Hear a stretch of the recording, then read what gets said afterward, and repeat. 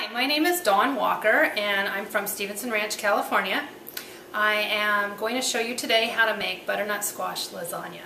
So we'll walk over to the pot and we'll get started. The first thing we're going to do is melt the butter and start to caramelize some garlic, some fresh garlic that I minced up real fine. And just while this is melting, I'll tell you a little bit about this recipe. I love making Italian food. Well, really I like making any sort of ethnic food. But I love butternut squash ravioli. So I was trying to think of a way that I could, an easier way than making homemade ravioli, which is fun to do but takes a long time. So I found a recipe and I've kind of tweaked it over the years and come up with what I do now. So what we're going to be doing is making, after we melt the butter and caramelize a little bit of garlic, we're going to add the flour, and that's going to make what's called a roux. And a roux is one of the many ways that you can thicken a sauce. So the butter's almost melted, and what I'm going to do now is add some garlic and cook that up a little bit. Okay, you can stop it.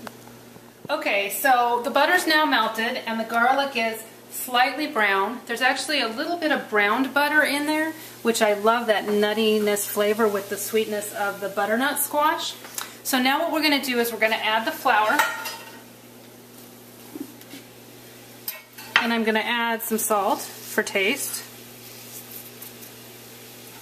And now I'm just going to start mixing the flour and the salt in with the browned butter and the garlic. And there's probably a scientific reason why you have to do this, but the unscientific explanation is that the flour needs to cook a little bit so that it doesn't, so it's not pasty in your lasagna. So when you cook it and it melts with the butter and cooks a little bit, you get a nice smooth texture to your white sauce. So it's just cooking a little bit, and what we're going to do is we're going to add the milk to the roux. Now, the best thing to do is to add milk that has been warmed because it'll cook faster. So what I'm doing now is I'm going to add the milk while I'm whisking.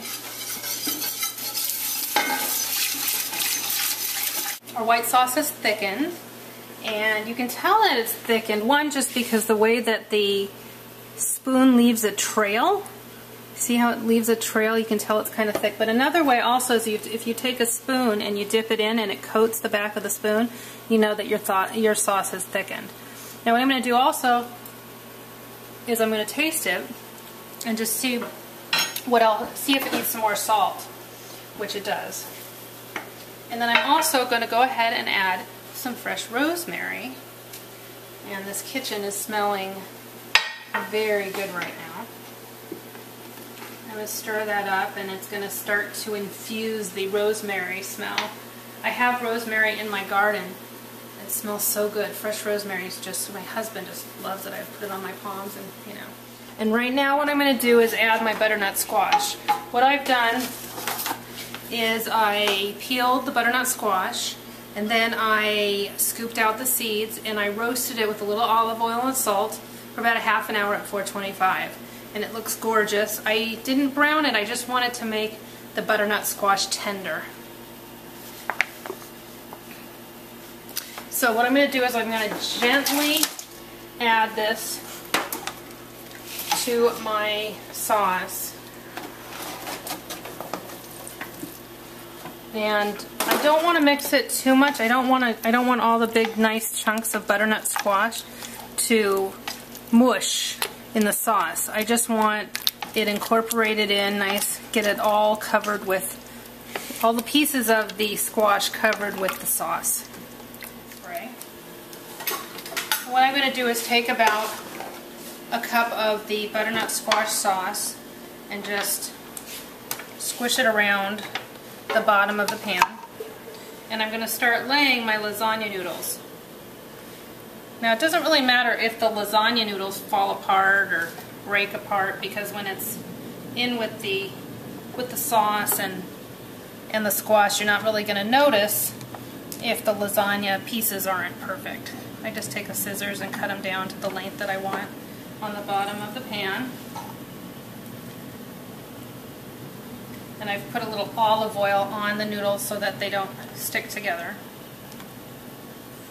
So we have one nice layer of the noodles. Now I'm going to take another big scoop of the sauce and the butternut squash, maybe a little bit more, because I want to make sure that I'm getting a lot of the sauce and the squash around. I'm just going to mush it, spread it evenly, or as evenly as possible. And then I'm going to take some Parmesan cheese and I'm going to sprinkle it between the layers. So here we are. Here's my delicious squash lasagna. And I want to thank you for watching this cooking demonstration. And I hope you'll consider me for the show. And thanks. Bye.